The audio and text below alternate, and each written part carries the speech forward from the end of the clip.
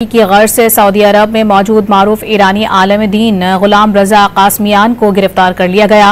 Report के मुताबिक गुलाम रजा कासमियान की गिरफ्तारी वजह सोशल मीडिया पर गर्दिश करती वीडियो बताई जा रही है। इस वीडियो में ईरानी आलम ने सऊदी अरब की हाल पर तनकीद की थी। वीडियो वायरल होने पर सऊदी सिक्योरिटी हुक्काम ने उन्हें मदीने से हिरासत में ले लिया। गुलाम रजा कासमियान का ताल्लुक ईरानी सुप्रीम लीडर आयतुल्लाह ख़ामनेई के दफ्तर से बताया जा रहा है।